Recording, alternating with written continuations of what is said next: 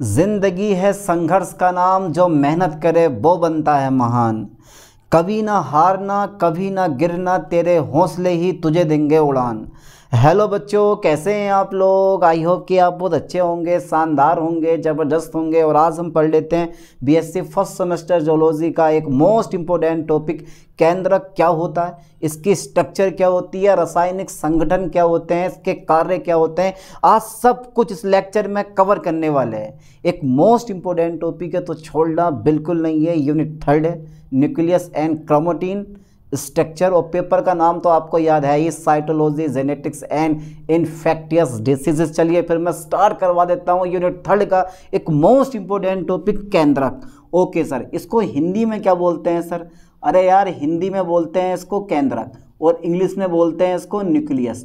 Okay sir, okay sir, पढ़ा दो आज इस टॉपिक को। ये तो बड़ा ही इंपॉर्टेंट टॉपिक लग रहा है, बड़ा ही नहीं लग रहा है, ये बड़ा ही इंपॉर्टेंट टॉपिक है। चलिए, केंद्रक।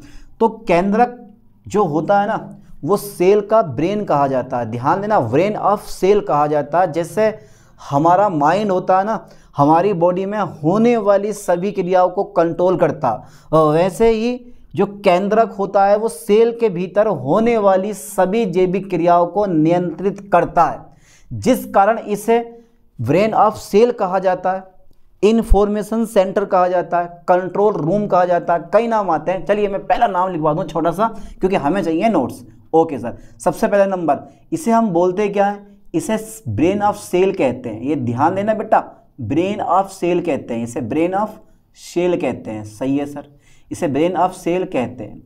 ओके, इसे ब्रेन ऑफ सेल कहते हैं। सर ये तो कोई बात नहीं हुई, सर ये तो कोई बात नहीं हुई। अच्छा, इसकी खोज किसने करी है?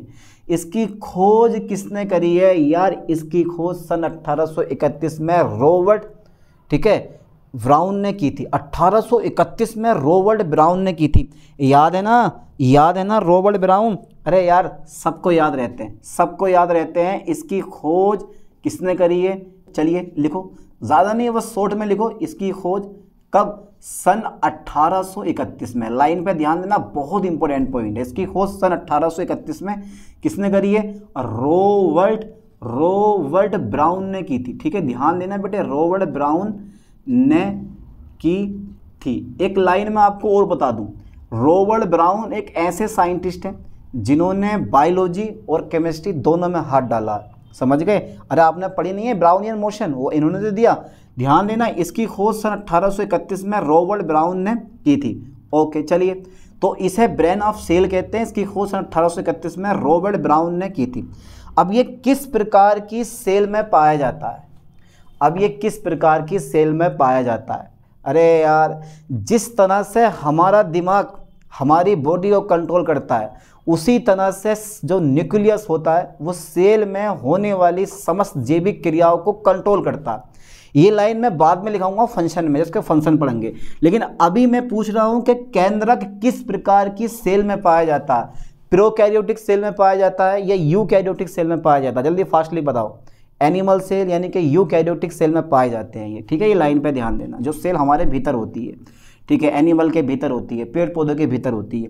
तो ये जो होते हैं ना, यानी कि यह कहाँ पाया जाता है? यह यूकैरियोटिक सेल में, ठीक है,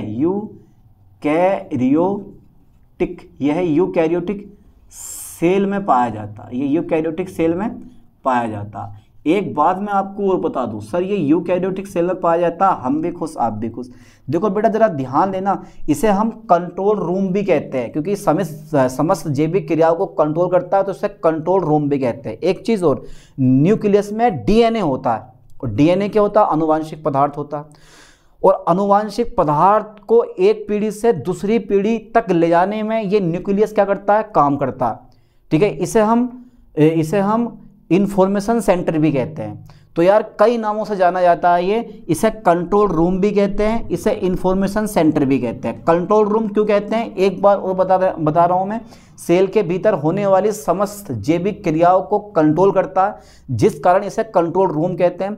और इसके पास, ठीक है, इसमें डीएनए प्रेजेंट होता है, और डीएनए एक अनुवांशिक पदार्थ होता है जो गुणों को एक पीढ़ी से दूसरी पीढ़ी तक लेकर जाता है, जिस कारण इसे इंफॉर्मेशन सेंटर भी कहते हैं। आप चाहो तो लिख सकते हो। एक चीज़ और बता दूं मैं, एक सेल में एक न्यूक्लियस प्रेजेंट होता है। ध्यान देना, एक सेल में एक न्यूक्लियस प्रेजेंट होता है, परंतु कुछ पौधे ऐसे होते हैं जिनकी एक सेल में एक से अधिक न्यूक्लियस भी पाए जाते हैं। ये तीनों लाइन नोट करो, बस मैं ये 3 लाइन यहाँ लिखवा दूंगा, इससे ज़्यादा मैं लिखवाने वाला हूँ नहीं, ठीक है। इसके बाद ज़रा नेक्स्ट पॉइंट देखते हैं, यह यूकैरियोटिक सेल में पाया जाता है। ओके बेटा, इसके बाद जो नेक्स्ट पॉइंट है वो है इसकी स्ट्रक्चर। जो मेन पॉइंट आता है ना वो इसकी स्ट्रक्चर आती है। लाइन पे ध्यान देना, ultra structure, ultra structure. Okay डाल दो बेटा heading ultra. Okay sir, okay, ultra structure डाल दो हेडिंग बेटा, अल्ट्रा स्ट्रक्चर STRUCTURE,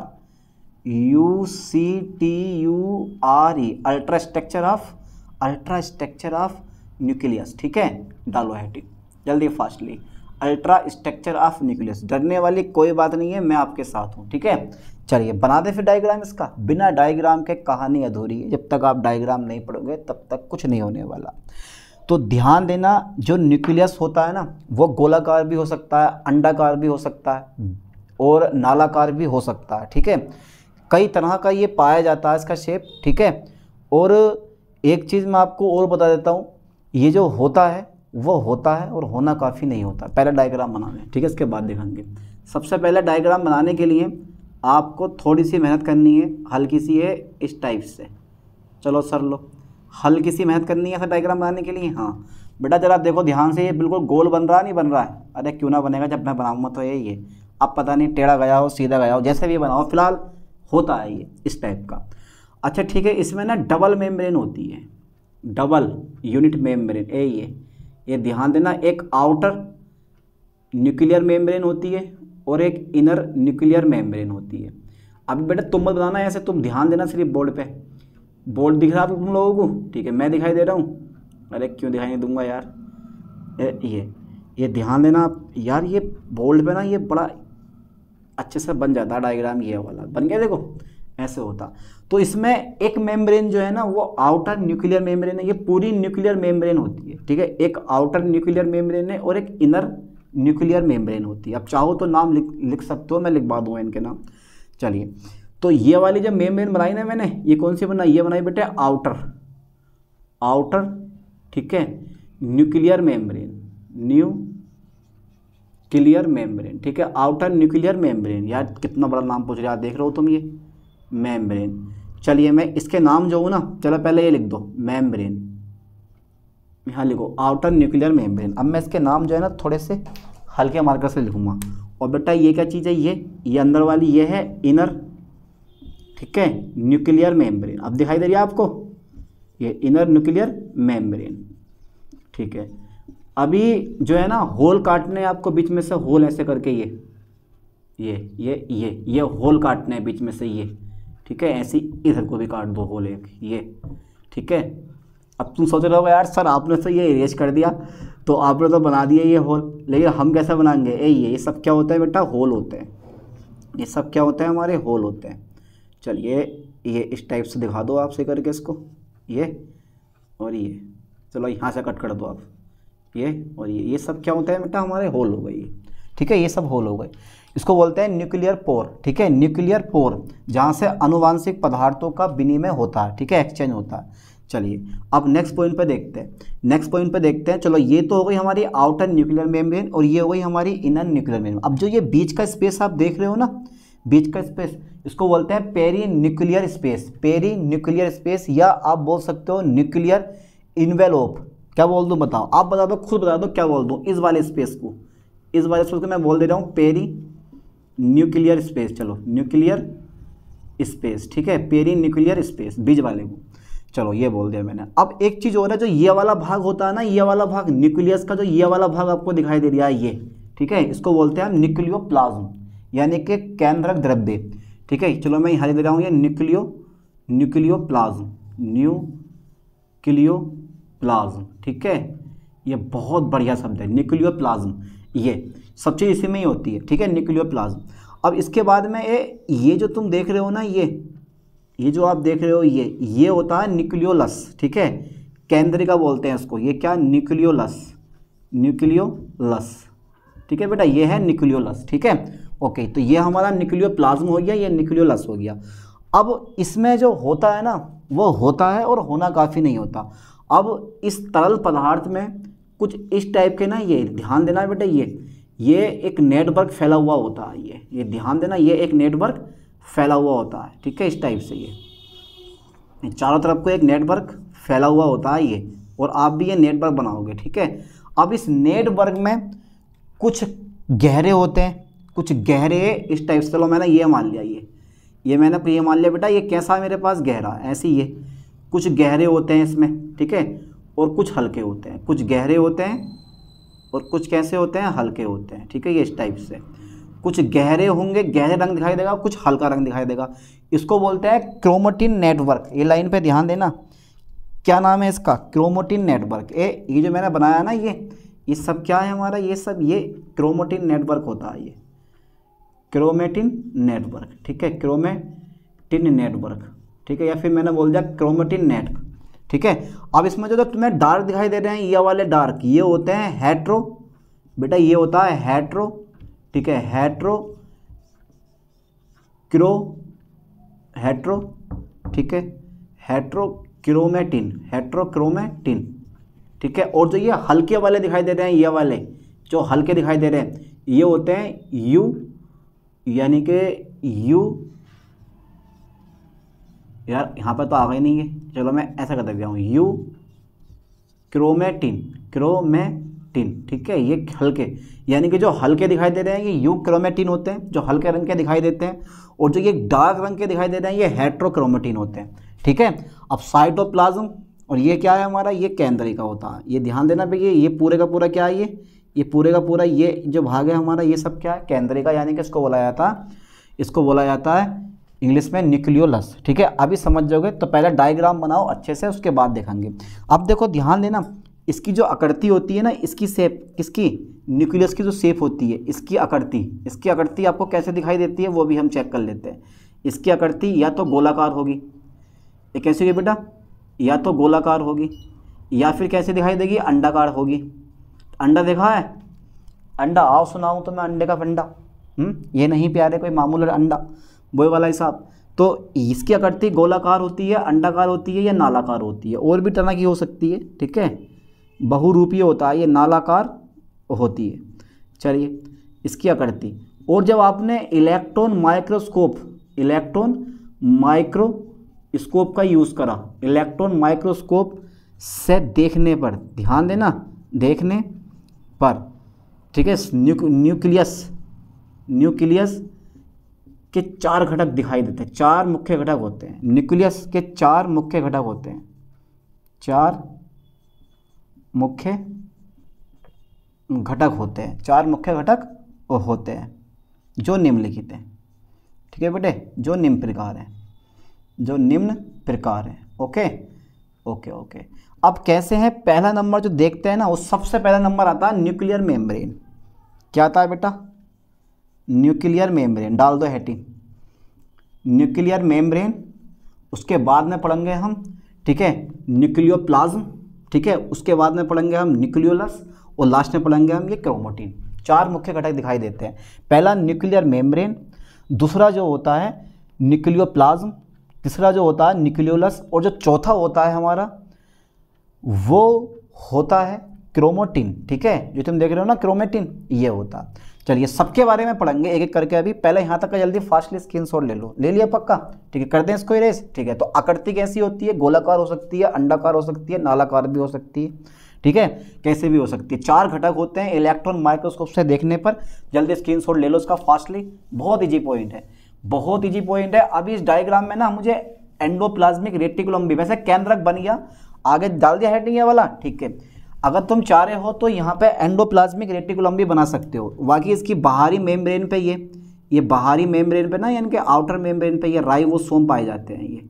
ये राइबोसोम पाए जाते हैं। सब समझ जाओगे, अभी घबराओ मत, ये सब क्या होते हैं, राइबोसोम होते हैं। पूरा डायग्राम कर देगा हूँ, चलो मैं यार, ये राइबोसोम पाए जाते हैं इसकी आउटर मेम्ब्रेन पे, ये सब क्या होते हैं, इसके आउटर मेम्ब्रेन पे राइबोसोम पाए जाते हैं। ये सब क्या है, हमारे राइबोसोम होते हैं, ठीक है। ऐसे यहाँ भी क्या होता है, ये बेटा राइबोसोम यहाँ पर प्रेजेंट होते हैं, ठीक है। और ये ऐसा नहीं है, इधर हमारा एंडोप्लाज्मिक रेटिकुलम भी पाया जाता है, ये इस टाइप से एंडोप्लाज्मिक रेटिकुलम भी यहाँ पर आ जाता है, ये एंडोप्लाज्मिक रेटिकुलम भी यहाँ पर ये आ जाता है, इससे मैंने ये अटैच कर दिया। ऐसे इस साइड से ये अटैच कर सकते हो, मर्जी आपकी एंडोप्लाज्मिक रेटिकुलम को, ये एंडोप्लाज्मिक रेटिकुलम ये, ठीक है, ये इस टाइप से आप अटैच कर सकते हो ये, ठीक है। ये फिर यहाँ से खोल के यहाँ शो कर दो आप। ये सब क्या है बेटा, एंडोप्लाज्मिक रेटिकुलम। ये क्या है, एंडोप्लाज्मिक रेटिकुलम। और तुम्हें पता है कि एंडोप्लाज्मिक रेटिकुलम की जो सतह होती है ना, उस पर भी हमारे राइबोसोम प्रेजेंट होते हैं। राइबोसोम प्रेजेंट होते हैं ये वाले, ये सब क्या होते हैं हमारे, ऐसे काले काले कर देना इस पर बिंदी बिंदी, ठीक है, ये बिंदी बिंदी कर देना, ताकि जो है लगे हमें कि हाँ भाई इस पर भी ये राइबोसोम लिपटे हुए हैं। ये क्या है, एंडोप्लाज्मिक रेटिकुलम, ठीक है। ये क्या है, endoplasmic reticulum. Endoplasmic reticulum unit first में हमने पढ़ रखा है, ना पढ़ा हो डिस्क्रिप्शन में वीडियो का लिंक डाल दूंगा, और वहाँ जाके देख लेना, ठीक है। कि इंपॉर्टेंट टॉपिक है, और इंपॉर्टेंट टॉपिक है तो क्यों छोड़ना, और यहाँ से टॉपिक को जो पेपर में आते हैं, ठीक है। ओके, ध्यान से पढ़ना। बैकें बहुत लगती हैं बेटा, कभी कहो कि सर बैकें लग गई, बैकें लगनी नहीं चाहिए जब मैं पढ़ा रहा हूँ तो, ओके, बैकें लगनी नहीं चाहिए जब मैं पढ़ा रहा हूँ तो, ठीक है। ये सब क्या है, राइबोसोम होते हैं, ठीक है। इनके नाम लिख दो, इनके नाम लिख दो भाई, इनके नाम लिख दो। इसका नाम क्या है, एंडोप्लाज्मिक रेटिकुलम। कहाँ लिख दूँ, चलो मैं यहाँ लिख दे रहा हूँ, ठीक है, एंडोप्लाज्मिक रेटिकुलम, ठीक है, एंडोप्लाज्मिक रेटिकुलम, ठीक है। ये एंडोप्लाज्मिक रेटिकुलम है, और ये क्या है हमारे, ये बेटा ये इसका नाम तो चलो ये राइबोसोम हो गए, ये राइबोसोम्स, ठीक है, ये राइबोसोम्स हो गए। इस तरह से जो न्यूक्लियस है वो हमारा बन के तैयार हो जाता है। कितना शानदार चित्र लग रहा। ऐसे ही सेम टू सेम पेपर में बना के आना। घबराओ मत, डरो मत, क्योंकि मैं आपके साथ हूँ। हार हो जाती है जब मान लिया जाता है, जीत तब होती है जब ठान लिया जाता है। तो ये न्यूक्लियस क्या चीज़ है आपके लिए, आपने इससे बड़े बड़े डायग्राम बना रखे हैं, बनाना बढ़िया करके, ठीक है। चलिए अब एक एक करके पढ़ते हैं। मैंने क्या हेडिंग डलवाया था आपको, पहला नंबर डलवाया था मैंने न्यूक्लियर मेम्ब्रेन, ठीक है, न्यूक्लियर मेम्ब्रेन, ओके ओके। अब जो बेटा ये न्यूक्लियर मेम्ब्रेन होती है ना, यही हेडिंग पढ़वाया था ना मैंने आपको, ठीक है। चलिए अब ये न्यूक्लियर मेम्ब्रेन के बारे में ना थोड़ा सा पढ़ लेते हैं। अब थोड़ा सा मैं क्या पढ़ने वाला हूँ वो देखते हैं। सबसे पहले ये डबल यूनिट मेम्ब्रेन होती है, डबल यूनिट मेम्ब्रेन होती है। पहला लाइन ये क्या होती है, यह है डबल यूनिट मेम्ब्रेन होती है, ठीक है, यह है डबल यूनिट मेम्ब्रेन होती है, यह डबल यूनिट मेम्ब्रेन होती है, मेम्ब्रेन होती है, ठीक है, ये डबल यूनिट मेम्ब्रेन होती है। पहला पॉइंट मिल गया। अच्छा, इसकी जो मोटाई होती है कितनी होती है, जल्दी बताओ बेटा। इसकी मोटाई किसी बुक में 75 से 90 एंगस्ट्रॉम मिलेगी, किसी बुक में ये 60 से 70 एंगस्ट्रॉम मिलेगी, सब में अलग अलग होती है। चलिए मैं 60 से 70 एंगस्ट्रॉम ले लेता हूँ मैं, ठीक है, होती है। अच्छा, इस मोटाई का इसका नाम क्या दिया है मैंने, इस मोटाई का नाम क्या दिया है, इस मोटाई को हम क्या बोलते हैं, इस मोटाई को हम क्या बोलते हैं भाई, इस मोटाई को, यानी कि आउटर न्यूक्लियर मेम्ब्रेन और इनर न्यूक्लियर मेम्ब्रेन के बीच के जो स्थान होता है ना, उसको बोलते हैं पेरी न्यूक्लियर स्पेस, ठीक है, पेरी न्यूक्लियर स्पेस कहते हैं, स्पेस कहते हैं, राइट, ओके ओके ओके। चलिए एक चीज़ और है, न्यूक्लियर मेम्ब्रेन में क्या होते हैं, होल पाए जाते हैं। इन होलों की संख्या जो होती है ना, वो 1000 से 10,000 के बीच हो सकती है, और इन्हीं होल को हम क्या कहते हैं, इन्हीं होल का नाम दिया है मैंने, कुछ नाम बताया, हाँ बताया, न्यूक्लियर, कहाँ है यार, न्यूक्लियर पोर नाम नहीं लिखा मैंने, कहीं लिखा दिखा था शायद। ये जो होल है ना हमारा, ये वाला होल, कहाँ लिखा, कहीं नहीं लिखा ना। इस होल का नाम होता है न्यूक्लियर पोर, ठीक है, न्यूक्लियर पोर कहते हैं इसको, ठीक है, न्यूक्लियर पोर, ठीक है। यानी कि इसमें किसमें, न्यूक्लियर मेम्ब्रेन में, चलो मैं लिख दे रहा हूँ, शॉर्ट में लिख दे रहा हूँ, न्यूक्लियर मेम्ब्रेन में, ठीक है, एनएम कर दिया मैंने, न्यूक्लियर मेम्ब्रेन में 1000 से कितने हज़ार तक, 10,000 तक, ठीक है, होल पाए जाते हैं, यानी कि वैकेंसी बोल देते हैं, होल पाए जाते हैं, जिन्हें न्यूक्लियर पोर कहते हैं, ठीक है, जिन्हें क्या बोलते हैं हम, न्यूक्लियर पोर कहते हैं, ठीक है, न्यूक्लियर पोर कहते हैं, पोर कहते हैं। इनका जो डायमीटर होता है ना, डायमीटर जो होता है, इनका व्यास जो होता है, ठीक है, ध्यान देना, इनका व्यास जो होता है वो थोड़ा सा बड़ा होता है, कितना, 300 से 1000 एंगस्ट्रॉम के बीच होता है, इनका जो डायमीटर होता है, ठीक है। और ये जो होते हैं ना, चारों ओर से वो एनुलस नामक पदार्थ से घिरे होते हैं, यह चारों ओर से, यह है, ठीक है, एनुलस द्वारा क्या होते हैं बेटे, घिरे होते हैं, ठीक है, घिरे होते हैं। अच्छा मैं डायग्राम बना के दिखाऊं तुम्हें, डायग्राम बना के दिखा दूं। देखो ये बना रहा हूँ, ये दो भाग, एक ये वाला भाग, ठीक है, बना दूं। चलो लो, कुछ ऐसा बनता है ये आ गया हमारा, फिर बेटे ये आ गया हमारा, ठीक है। चलो यहाँ पर राइबोसोम दे दो, है ना, ऊपर राइबोसोम, ये बाहर वाली हो गई आउटर। बेटा ये क्या हो गया हमारा, ये आउटर हो गया, ठीक है। ये मैंने ना राइबोसोम दे दिए यहाँ पे। डायग्राम देखो यार, लिखवाने में समझाने में थोड़ा टाइम लगता है, सारा काम एक साथ कर रहा हूँ मैं, ठीक है। ये ठीक है, हो गया था ना। अब जो ये बीच वाला होल है ना, तो इसको, ये तो हमारे राइबोसोम हो चुके हैं। ये जो चारों तरफ से जो होल होता है, ये बेटा ये घिरा होता है किसके द्वारा, मैंने क्या बताया तुम्हें, एनुलस द्वारा घिरा होता है ये, ठीक है। ये एनुलस द्वारा घिरा होता है, ये इस टाइप से, ये और ये। तो यहाँ पर आप, ये बिंदी नहीं, यहाँ पर आप घेरे बना सकते हो गोल, और बाकी आप इसको ऐसे कर देना, ठीक है, ये कर देना। तो ये जो होता है ना, ये एनुलस होता है, एनुलस होता है, ठीक है। ये क्या होती है मेरी, ये होती है, इसका नाम क्या दोगे आप जल्दी बताओ। इसका नाम है इनर, ठीक है, इनर न्यूक्लियर मेम्ब्रेन है, ठीक है। इसका नाम क्या है, इनर न्यूक्लियर मेम्ब्रेन। चलो मैं लिख देता हूँ इस चीज़ को, एक मिनट हो जरा, अभी इसको पूरा सही बना दो मैं, डायग्राम को बड़ा सा करके इस टाइप से, फिर यह बना दूँ मैं, ये मैंने बना दिया, ठीक है, बड़ा करके। अब ये जो है ना, ये वाली जो ऊपर वाली होती है, ये है आउटर, OUTER, आउटर, ठीक है, outer nuclear membrane, nuclear membrane short में लिख दिया। और ये वाली क्या है, यह है बेटे इनर न्यूक्लियर मेम्ब्रेन, ठीक है, आप भी लिख लो। ये हो गया हमारा एनुलस, ठीक है। और बाकी देखो ऊपर जो है ना, ये वाला जो तुम देख रहे हो, ये इसको ना मैं राइबोसोम को थोड़ा सा ना और तरह से शो करूँ, अच्छा लगेगा तुम्हें ऐसे करके।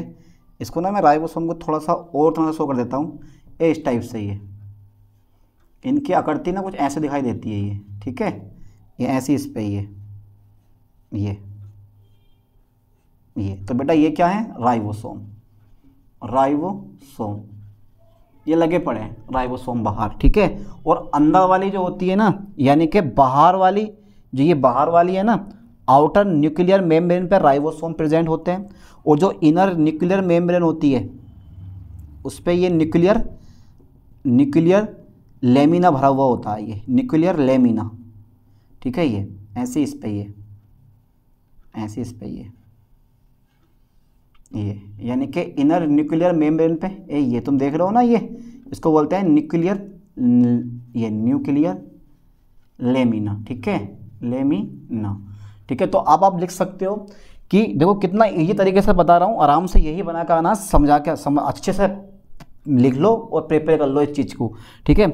देखो आउटर न्यूक्लियर मेम्ब्रेन पर, आउटर न्यूक्लियर मेम्ब्रेन पर क्या लगा होता है, राइबोसोम्स, ठीक है, तथा इनर न्यूक्लियर मेम्ब्रेन पर, इनर न्यूक्लियर मेम्ब्रेन पर, ठीक है, इनर न्यूक्लियर मेम्ब्रेन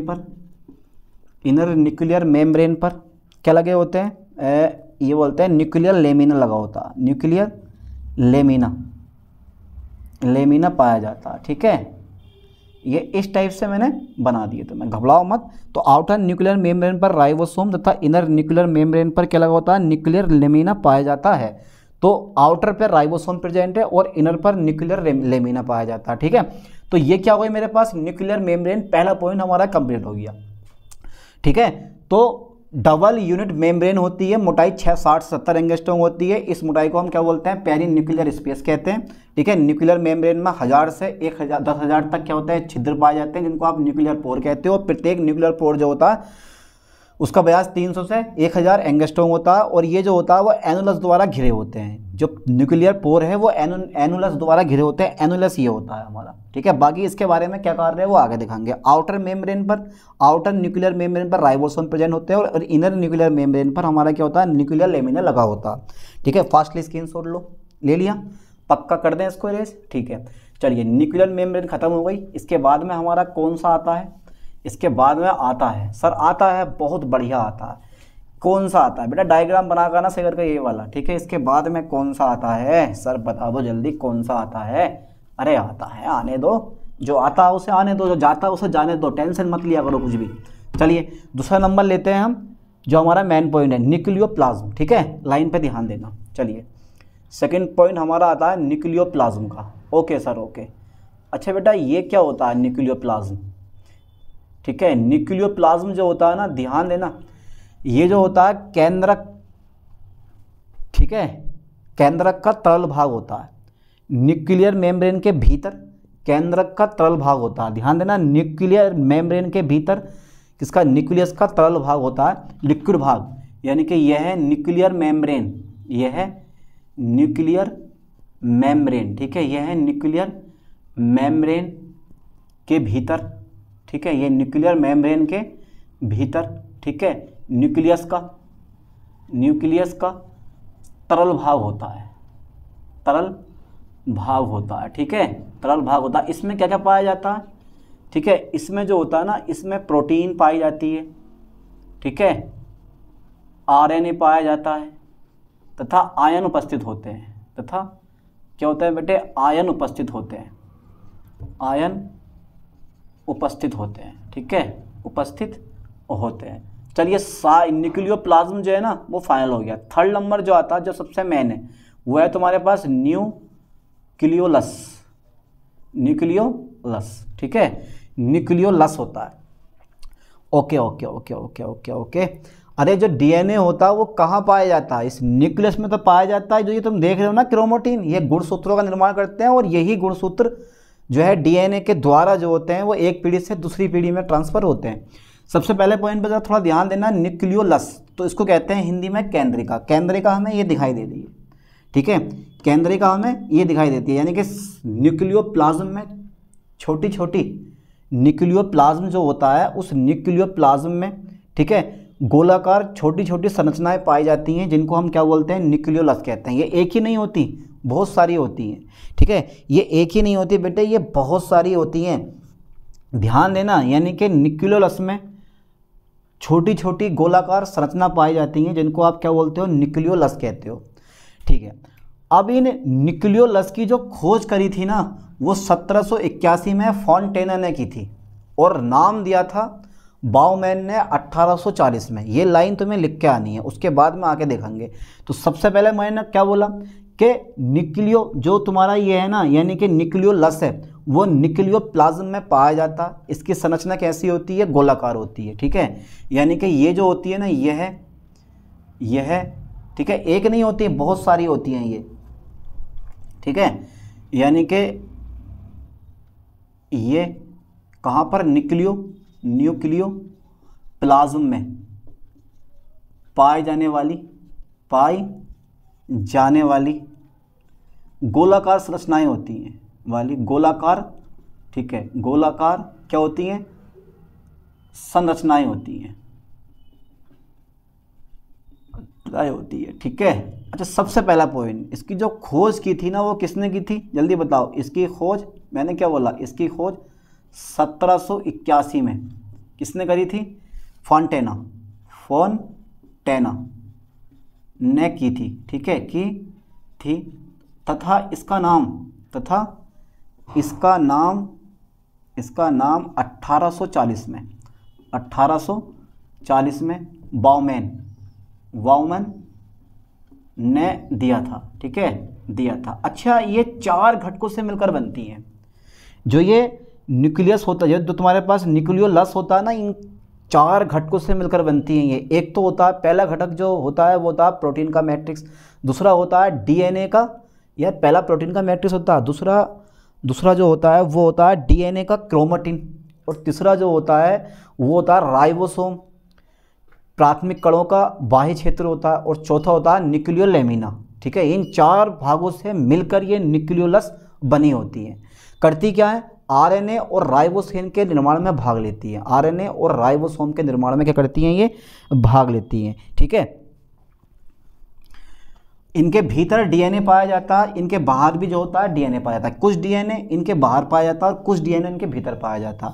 चलिए मैं लिख दे जाऊँ, ठीक है। इनका नाम 1840 में बाउमैन ने दिया। तो ये न्यूक्लियोप्लाज्म में पाई जाने वाली, ठीक है, एक नहीं बहुत सारी होती है, ये न्यूक्लियोप्लाज्म में पाई जाने वाली गोलाकार संरचनाएं होती हैं। इनकी खोज 1781 में फॉन्टेना ने की थी तथा इसका नाम 1840 में बाउमैन ने दिया था। 4 घटकों से मिलकर बनी होती हैं, 4 घटकों से मिलकर बनी होती है। ठीक है, 4 घटकों से मिलकर बनी होती है। लाइन पे ध्यान देना, 4 घटकों से मिलकर बनी होती है। पहला घटक अगर मैं बात करूं तो पहला नंबर लिख लो, उसका ए नंबर, प्रोटीन का मैट्रिक्स। ठीक है बेटे, प्रोटीन का मैट्रिक्स। ओके चलो, दूसरा नंबर इसका बी नंबर लिख लो। चलो बी नंबर लिख लो,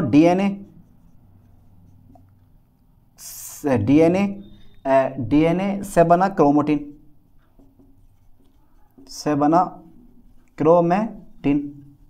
और बेटा सी नंबर जो होता है वह है राइबोसोम। और डी नंबर जो होता है इसका वो होता है तुम्हारे पास, डी नंबर जो होता है न्यूक्लियर लेमिना। ठीक है, लेमिना। इन चीज़ों से मिलकर ही क्या होती है, न्यूक्लियोलस बनी होती है। 4 घटक होते हैं। अब एक चीज़ और है, डीएनए जो होता है ना, डीएनए का कुछ भाग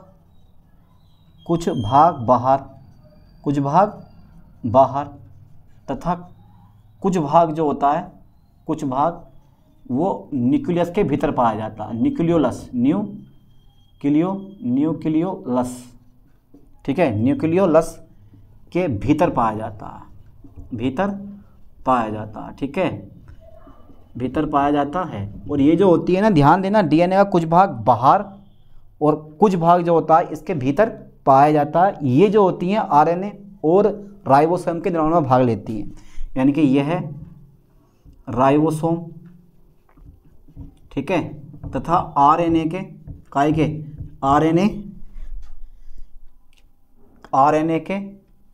चलो यहाँ देता हूँ, आरएनए के निर्माण में भाग लेती हैं। दिख रहा है आप लोगों को, भाग लेती हैं। तो ये थी हमारी न्यूक्लियोलस। ठीक है, तो न्यूक्लियोलस का जो मेन काम है वो क्या करना है, आरएनए और राइबोसोम का निर्माण करना होता है। ठीक है, जल्दी फास्टली यहाँ तक का स्क्रीनशॉट लो। एक और रह गया लास्ट में, वो है क्रोमेटिन।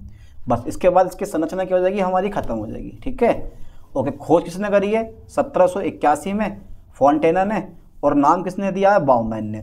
ठीक है, राइबोसोम और आरएनए का निर्माण करती हैं। गोलाकार संरचनाएं होती हैं जो कि न्यूक्लियोप्लाज्म में पाई जाती हैं। 4 घटकों से मिलकर बनी होती हैं, प्रोटीन से, राइबोसोम से और, ठीक है, प्रोटीन, राइबोसोम, न्यूक्लियोलेमिना और डीएनए का क्रोमेटिन। चलिए आगे देखते हैं।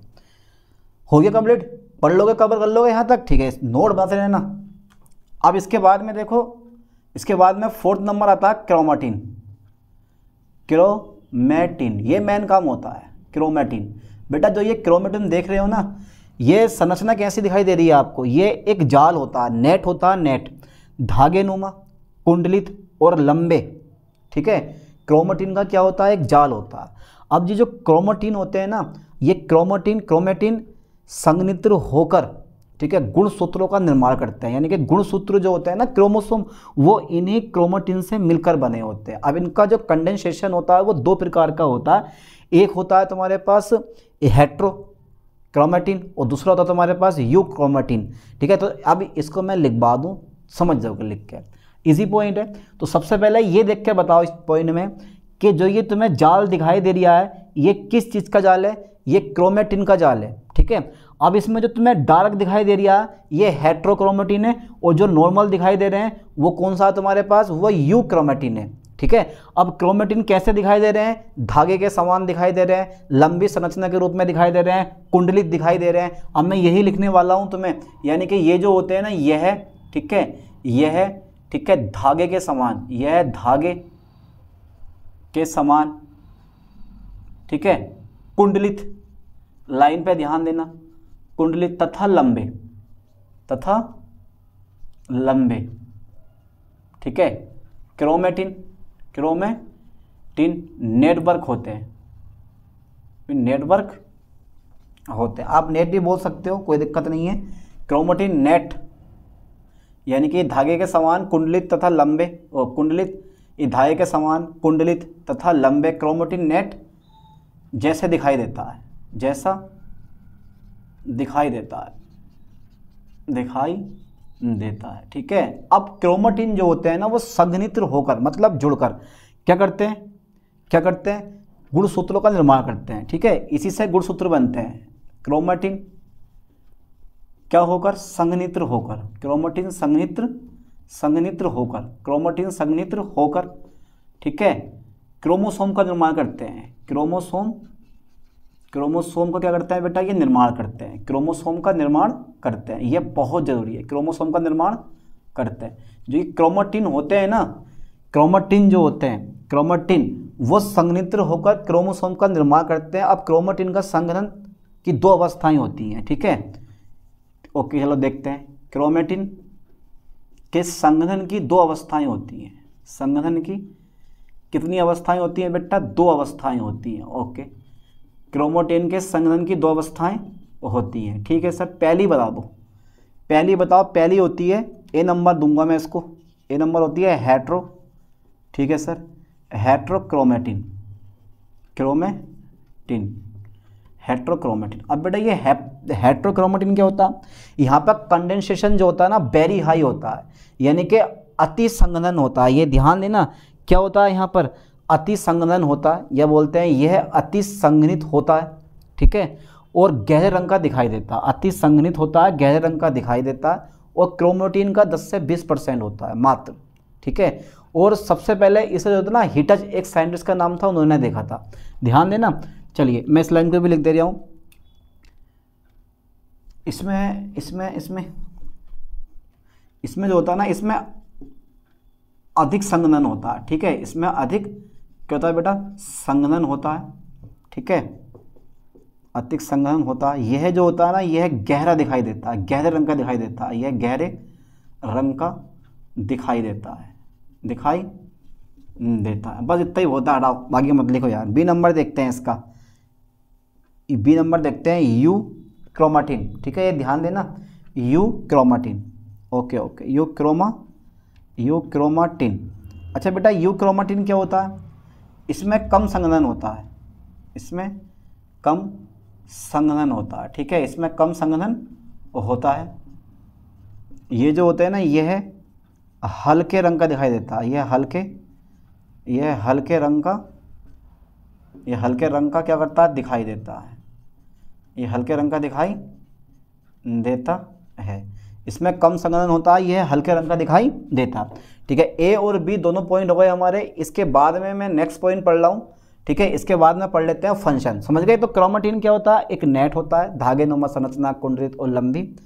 और जो क्रोमेटिन होते हैं वो संघनित होकर क्रोमोसोम बनाते हैं, क्रोमोसोम। अब इसकी संघनन की 2 अवस्थाएं हैं, एक हेट्रो क्रोमेटिन और एक कौन सी होती है तुम्हारे पास, यू क्रोमेटिन। अब जो ये हेट्रोक्रोमेटिन होते हैं, ये इनका जो संघनन होता है वो बहुत अधिक होता है और गहरे रंग के दिखाई देते हैं। और जो तुम्हारे पास जो क्रोमेटिन होते हैं, तो जो ये यू क्रोमेटिन होते हैं, इनका संघनन कम होता है और ये हल्के रंग के दिखाई देते हैं, ठीक है। और अधिकांश जीन जो होते हैं वो इसी क्षेत्र में पाए जाते हैं। चलिए आगे देखते हैं। अच्छा, फंक्शन लिखवा दूँ जरा, पहले इसका स्क्रीनशॉट ले लो, ले लिया स्क्रीनशॉट, चलो हटा दें, फिर इसको हटा दे रहे हैं। अब फंक्शन लिख लो इसके फास्टली, इसके बेटा फंक्शन लिख लो। फंक्शन क्या होते हैं, अब यार बीएससी में पढ़ लो, पूरा टॉपिक पढ़ना पड़ता है, फंक्शन पढ़ा देता हूँ तुम्हें मैं इसके। चलिए फंक्शन क्या होता है वो देख लेते हैं। Function FUNCTION, function of nucleus, function of nucleus. तो बेटा पहला फंक्शन ये होता है सेल के भीतर, ध्यान देना, सेल के भीतर, ओके, सभी सेल के भीतर होने वाली, सभी, ठीक है, जैविक क्रियाओं को क्या करता है, ये को कंट्रोल करता है, कंट्रोल करता है, ठीक है, पहला पॉइंट। अच्छा, दूसरा नंबर है ये आरएनए का क्या करता है, ये आरएनए का अनुलेखन करता है। आरएनए का अनुलेखन समझते हो ना क्या होता है अनुलेखन, पढ़ रखा आपने, आरएनए का अनुलेखन करता है, ठीक है। अच्छा, एक चीज़ और है, ये जो है ना बेटा वो सेल की वृद्धि को नियंत्रित करता है, सेल की वृद्धि को नियंत्रित करता है, सेल की वृद्धि को क्या करता है, ये नियंत्रित करता है। एक पॉइंट और है, ठीक है, आनुवांशिक लक्षणों को, ध्यान देना, आनुवांशिक लक्षणों को बेटा, आनुवांशिक लक्षणों को क्या करता है, ये गुणसूत्र, क्रोमोसोम जिसे बोलते हैं हम, chromosome and gene, chromosome and gene, ध्यान देना, क्रोमोसोम एंड जीन के माध्यम से एक पीढ़ी से दूसरी पीढ़ी में ट्रांसफ़र करता है। दूसरी पीढ़ी में क्या करता है? ये ट्रांसफ़र करता है, ठीक है। 5वां नंबर क्या होता है? डीएनए का निर्माण होता है, डीएनए का निर्माण करता है। बस बहुत है इसमें, इतने ही रहने दें, बस इतनी पॉइंट बहुत है, 5 पॉइंट, ठीक है। 4 कितने हो? 4 या 5 पॉइंट हो गए। हाँ, इसमें यार मैंने ना अभी एक रासायनिक संगठन नहीं करवाया आपको, पहले स्क्रीनशॉट ले लो यहाँ तक का, फास्टली ले लिया स्क्रीनशॉट, ठीक है, कर दिया मैंने इसको इरेज। इसमें ना यार अभी एक पॉइंट और रह गया, रासायनिक संगठन, वो डाल दो, चलिए डाल दो हेडिंग रासायनिक संगठन, बस ये डाल दो रासायनिक संगठन, ठीक है। रासायनिक संगठन का मतलब होता है कंपोजिशन, केमिकल कंपोजिशन। देखो ज़्यादा मैं लिखवाऊंगा नहीं, प्रोटीन जो होती है ना, इसमें प्रोटीन जो होती है, बस हो ही चुका है, प्रोटीन जो होती है वो 80% होती है, डीएनए जो होता है वो 10% होता है, और जो आरएनए होता है वो 5% होता है, ठीक है, 5% होता है। और जो तुम्हारे पास लिपिड होते हैं, लिपिड जो होते हैं वो 3% होते हैं, और शेष जो होते हैं वो लवण होते हैं, जैसे कैल्शियम 2+, जैसे मैग्नीशियम 2+, जैसे सोडियम प्लस, ETC आदि क्या होते हैं? इसमें लवण होते हैं। तो ये इसका कंपोजिशन हो गया। तो अधिकांश मात्रा में प्रोटीन पाई जाती है 80%, और डीएनए 10%, आरएनए 5%, लिपिड 3%, एंड लवण जो होते हैं कैल्शियम 2+, मैग्नीशियम 2+, सोडियम प्लस आदि, ये सब तुम्हारे 2% में आ जाते हैं, ठीक है। तो ये रासायनिक कंपोजिशन होता है इसका। चलिए मिलते हैं नेक्स्ट वीडियो में नेक्स्ट लेक्चर के साथ। थैंक्स।